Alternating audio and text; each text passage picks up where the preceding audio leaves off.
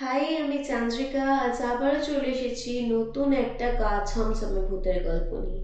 আজকের বিশেষ নিবেদন, কালো ঘরের শেষ ডাক। রাত তখন ঠিক 1:15। গ্রামের প্রান্তে থাকা পুরনো স্কুল বাড়িটা বহু বছর ধরে পরিত্যক্ত। সবাই বলে দ্বিতীয় তলার শেষ ঘরে কেউ থাকে, কিন্তু সে মানুষ নয়। তাই সেই ঘরটার নামই হয়ে গেল কালো ঘর। সেই দিন বন্ধুরা মিলে আড্ডা দিতে গিয়ে রূপম বলল, চলো আজ রাতে কালো ঘরের রহস্য মেটাই। সবে গাঁজাখুরি গল্প। অন্যরা মানা করলেও কৌতূহল আর দম্ভে ওদের 5জনই স্কুল বাড়ির দিকে রওনা দিল। স্কুলের ভাঙাচোরা গেটটা ঠেলে ঢুকতে হাড় কাঁপানো ঠান্ডা হাওয়া বয়ে গেল। অন্ধকারে টর্চের আলো লাফাতে লাফাতে উঠল পুরনো সিঁড়ি বেয়ে ওপরে। প্রথম তলা পার হতেই দেখা গেল দেওয়ালে আঁচড়ের দাগ। মানুষের নখের চেয়ে অনেক বড়, অনেক গভীর। দ্বিতীয় তলায় পৌঁছাতেই বাতাস থেমে গেল, যেন পুরনো দুনিয়া নিস্তব্ধ। হলের শেষ মাথায় একটা কালো দরজা। দরজার ফাঁক দিয়ে যেন কেউ তাকিয়ে আছে।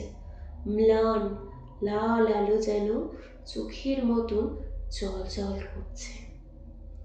রূপম বলল, চলো, কিছুই হবে না। দরজা খুলতেই ভেতর থেকে পচা গন্ধের ঢেউ বেরোলো। ঘরটা অস্বাভাবিক ঠান্ডা। দেওয়াল জুড়ে অদ্ভুত সব চিহ্ন। কেউ নখ দিয়ে লিখেছে, ফিরে যাও, নইলে এখানেই থেকে যাবে। হঠাৎ টর্চের আলো নিভে গেল। চারিদিকে শুধুই অন্ধকার। তখনই শোনা গেল, কি কি একটা হাসির মতন, আবার কান্নার মতন। টর্চ আবার জ্বলে উঠতেই ওরা দেখল ঘরের কোণে দাঁড়িয়ে আছে এক লম্বা ছায়া। মানুষের মতন নয়, হাড়গুলো শরীরের বাইরে বেরিয়ে আছে। হাত লম্বা হয়ে হাঁটু পর্যন্ত নেমে গেছে। আর তার চোখ নেই, শুধু দুটো গর্ত। কিন্তু গর্তের মধ্যেই লাল আলো বেরোচ্ছে। ওটা ধীরে ধীরে এগিয়ে আসতে লাগলো। রূপম চিৎকার করে বলল, দৌড়াও! 4জন দরজার দিকে ছুটে গেল, কিন্তু দরজা বন্ধ। ভিতর থেকে নিজে থেকে ঠক করে তালা লেগে গেল। কারোর হাত চলো না। ছায়াটা বলল, এতদিন ধরে তো অপেক্ষা করছি, একবার তো কেউ এলো। ছায়ামূর্তিটা আস্তে আস্তে ওদের দিকে এগিয়ে এলো, এগিয়ে আসতে লাগলো। ওদের গলা টিপে ধরল। একে একে ওরা অদৃশ্য হতে শুরু করে দিল। সবাই আর্তনাদ করলো বাঁচার জন্য, কিন্তু কেউ বেঁচে ফিরল না। পরের দিন গ্রামের লোকজন স্কুলের সামনে এক ভয়াবহ দৃশ্য দেখতে পেল 4জনের জুতো মোজা মেঝেতে পড়ে রয়েছে।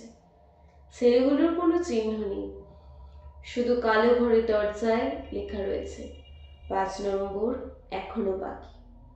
রূপমকে আর কেউ খুঁজে পায়নি কোনোদিন। আজও ভোরবেলায় স্কুল বাড়ির জানালা থেকে অদ্ভুতভাবে শোনা যায়, আর একজন, শুধু আর একজনকে চাই।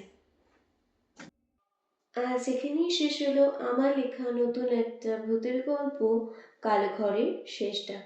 গল্পটি ভালো লাগলে অবশ্যই আমাদের চ্যানেল গল্পের সন্ধানীকে সাবস্ক্রাইব করবেন।